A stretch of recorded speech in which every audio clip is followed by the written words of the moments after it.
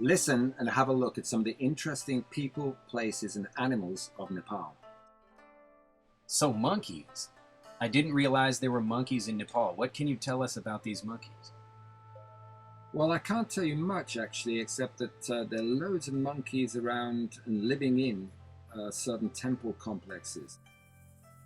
And this is a great picture of some birds. Where did you take this? I was in a cafe drinking tea close to Kathmandu. And they just flew over and were sitting on a wire by your table. This happens all the time. And this looks very cool, man. Tell me about this rhino. Well, I spent about 5 days hiking around Chitwan National Park, Nepal, and it's famous for 400 or more rhinoceroses. Amazing. Wow, look at that thing. How close were you to that? I was pretty close, but you've got to be very, very careful. Behind me were some trees, and one time I made a rhino very angry, and it started moving towards me. So I had to climb up a tree, and I was up that tree for about 20 minutes while it grazed around the bottom. That looks like this situation. I think this is this situation. Okay, so now we're getting into people of Nepal. Now this is kind of what I would expect from a National Geographic photo, but tell me about this scene. Well, this is a marketplace, and Kathmandu is full of amazing marketplaces. There are people selling things everywhere on the street. And this guy, he looks really interesting. What can you tell me about him? Kathmandu is full of very, very interesting people in all kinds of different costume and from many different cultures as well. It's a central point where sadhus, sadhus is a Hindu word for wandering yogi.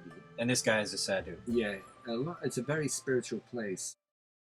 Now going from the very old to the very young, what can you tell me about this little boy here? This sweet little boy lived in a village in the middle of Chitwan National Park. Oh, really?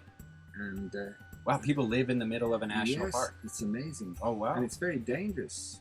Yeah, I can imagine with the animals that are there. Yeah. If you've got a rhino and maybe some monkeys by your house, that could be trouble. And they spend a lot of time cutting the long elephant grass. Are there tigers over there? Yeah, there are many tigers. Oh, really? I never saw any because they lived in the hills away from the main part of the park.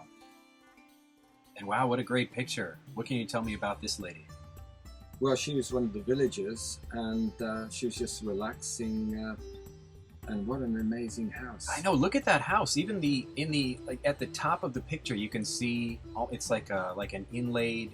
It's a carving. Yeah, like a carving of a dragon or a serpent or something at the top of that house. Yeah, maybe some kind of lizard or something like that. There's so many geckos and small lizards around. Is that what made you take the picture, or were you taking a picture of the woman because you thought it was an interesting scene, or?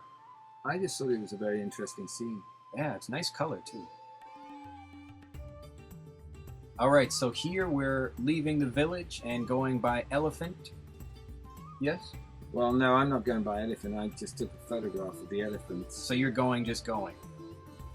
I'm just wandering around. Ah, I see. But one thing I would have liked to have had was an elephant ride, because that's probably one of the best ways to see the park on the back of an elephant. Yeah, you might not have to climb up that tree. Yeah, also, when the rhino came. It is the safest way because even tigers won't attack elephants. I bet if you could ride on the back of a tiger, nothing would attack you.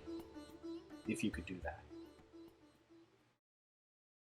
And here we're moving up into a little bit more mountainous terrain. I can see a little bit of snow on the mountain behind This is Annapurna. them. Oh, really? Annapurna, the second highest mountain in Nepal. And this woman has, it looks like some onions in her hand. Is she, are they growing those up there? Yes, yes. Oh, really? This is just before the base camp, which is where the snow starts. So there's a lot of greenery. Yeah, I can see there's still little hints of things growing in the rocks here in the lower left-hand corner of the picture. Okay, so now we're moving even further up a mountainside here. What kind of tree is this, man? This is amazing. I think they're rhododendron trees. Oh, really? And they're huge, aren't they? Yeah. How tall was that? My goodness, it's about 12 feet to 20 feet tall. Huh. And this thing must be quite a bit taller now. I'm sure I mean, it is. imagine. That's right. And it's part of a forest as well. Yeah, so. yeah, there's still lots of greenery in the background. Yeah.